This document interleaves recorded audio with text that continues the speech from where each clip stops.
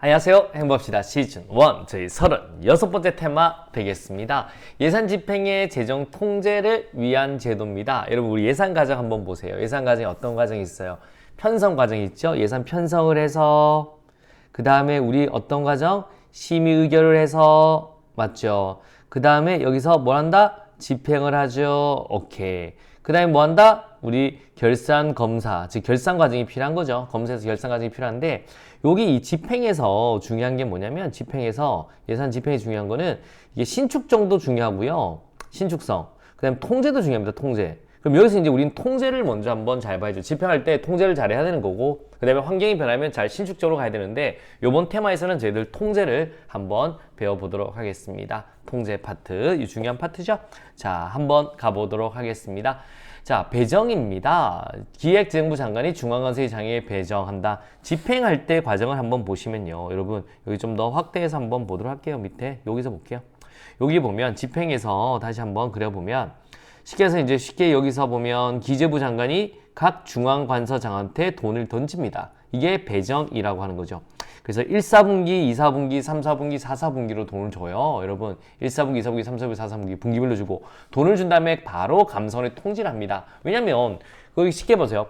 만약에 국방부가 만약에 우리 100조를 쓴다고 할게. 100조를 쓰는데 한 방에 100조 다 주면 들고 도망가면 어떡해. 또 문제 생기면 어떡해. 그래서 이거는 우리 기재부 쪽에서 일단 먼저 이제 우리 국방부에서 얼마 우리 분기별로 돈 필요합니다. 그래서 배정 요구서를 먼저 보내요. 보내면 만약에 쉽게 말해서 뭐 100조 같으면 20조, 30조, 20조, 30조 필요하다 이렇게 보내면 우리 기재부에서 보기엔 아니야 1, 4분기에 좀 더 써야 돼 30조, 그 다음에 2, 4분기는 20조, 그 다음에 20조, 30조 이런 식으로 이제 돈을 떨어뜨리는 거예요. 이렇게 그걸 배정이라고 합니다. 배정된 금액에서만 돈을 쓸 수 있습니다. 그렇기 때문에 통제인 거예요. 그래서 기획재정부 장관이 중앙관서장에 예산을 배분하는데 1, 4분기, 2, 4분기, 3, 4분기, 4, 4분기 분기별로 배분합니다. 기재부 장관은 배정한 때는 감사원이 통제하고요. 요 배정된 금액에서 돈을 쓸 수 있으니까 이거는 이제 통제인 거고요. 재배정은 다시 여기서 이제 누구냐면 산하기관장이나 아니면 우리 재무관한테 다시 돈을 또 던집니다. 그럼 이 재배정된 금액에서 또 얘들은 쓸 수 있는 거예요, 돈을. 그래서 중앙관서장이 산하기관장의 예산을 또 배분한다. 그래서 배정과 재배정은 통제에서 가장 중요한 내용이죠. 이렇게 보시면 되고. 예타입니다. 돈 함부로 쓰면 안 되겠죠.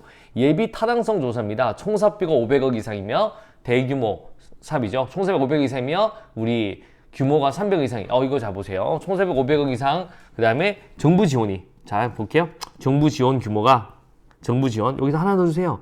정부 지원 규모가 300억 이상인 신규 사업에 대해서 누가 실시한다? 기재부 장관이. 그래서 총사비가 500억 이상, 정부 지원 규모가 300억. 정부 지원이 빠졌네요. 말이 정부 지원 규모가 300억 이상인 신규 사업에 대해 기획재정부 장관이 실시한다. 맞잖아요, 여러분. 돈도 안 지원해주고 예타할 수는 없잖아요. 그러니까 총사비가 500억 이상, 정부 지원 규모가 300억 이상인 신규 사업.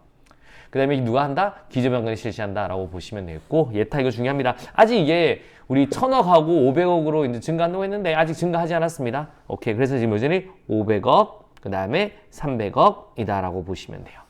자, 지출 원인 행위에 대한 통제입니다. 채무 부담이 원인이 되는 지출 원인 행위와 부담한 채무를 이행하기 위한 지출을 이용하다. 여기서 뭐냐면, 자, 보세요.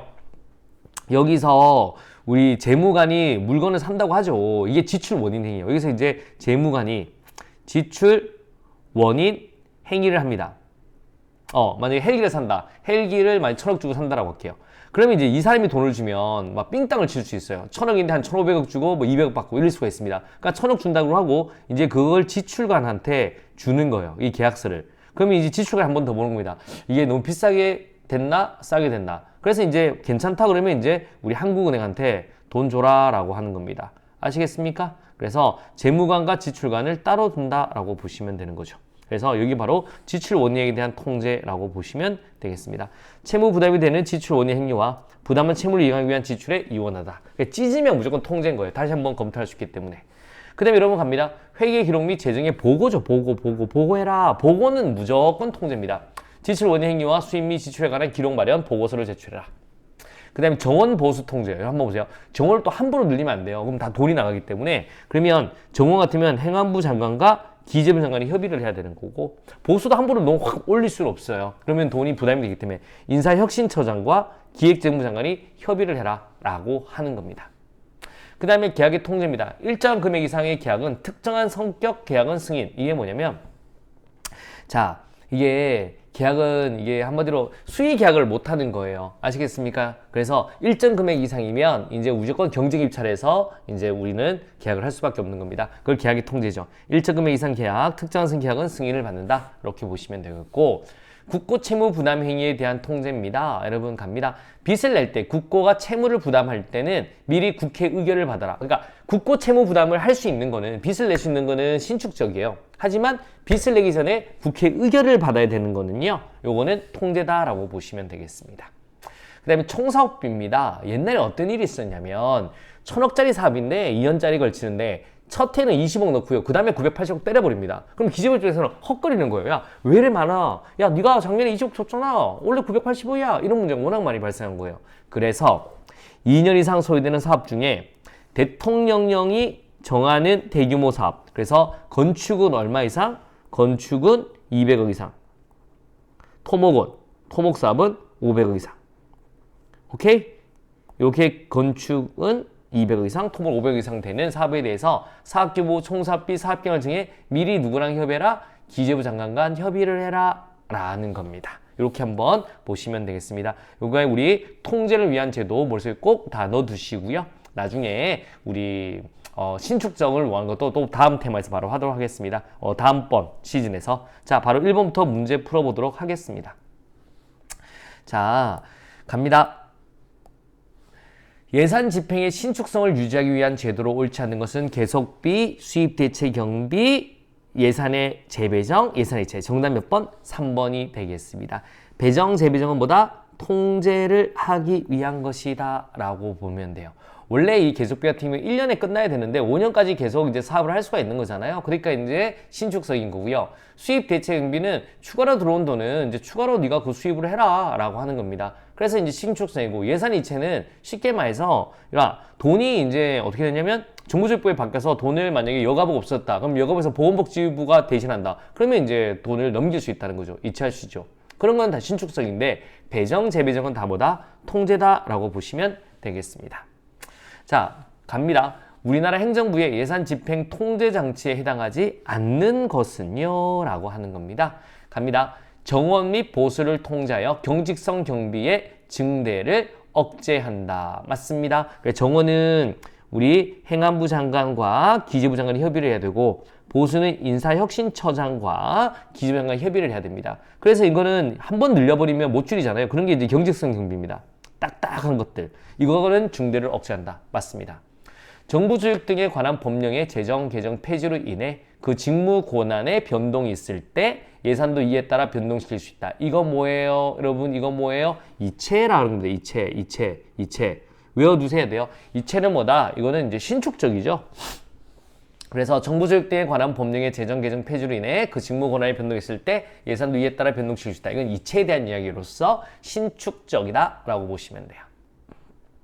그 다음에 각 중앙서의 장은 2년 이상 소요되는 사업 중 대통령이 정하는 대규모 사업에 대해 사업규모, 총사업비, 사업기간 정에 미리 기재부 장관과 협의를 해야 된다. 총사업비 제도죠. 총사업비 제도.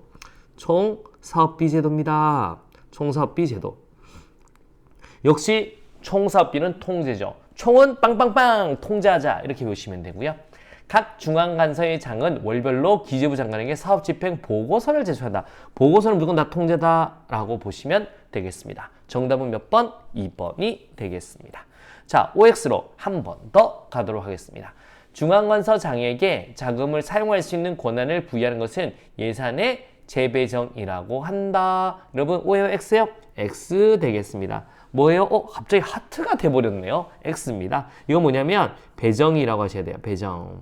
그래서 기재부 장관이 중앙관서의 장한테 내는 거를 우리는 배정이라고 한다라고 보시면 돼요. 중앙관서장이 우리 소속기관 장한테 내는 거를 재배정. 오케이? 이렇게 보셔야 됩니다. 그래서 여기는 배정이다라고 보시면 되겠습니다. 예산 집행의 재정 통제를 확보하기 위해 예비비, 총액 계상 제도 등을 활용하고 있다. O예요? X예요. 여러분 이건 X 되겠습니다. 이거는 뭐예요? 예비비를 둘 수 있다. 그 다음에 총액을 모르니까 총액으로 계산한다. 이거는 재정 통제가 아니라 신축성을 확보한 겁니다. 신축성을 확보하기 위한 겁니다. 그러니까 금액에서 일반액의 1% 이내로 예비비를 두는 거고 신축적이죠. 그 다음에 총액, 모르니까 총액으로 딱 계산하니까 그것을 이제 유도리 있게 이렇게 다시 정리하는 거죠. X 되겠습니다. 3번 되겠습니다. 기획재정부 장관은 반기별 예산 배정 계획을 작성하여 국회 심의를 받은 뒤에 예산을 배정한다. 이런 배정은 어떻게 한다고요? 1, 4분기, 2, 4분기, 3, 4분기, 4, 4분기 분기별이죠. 반기가 아니라 분기별. 예산 배정 계획을 작성해서 국회 심의 논의. 국회는 벌써 끝난 거예요.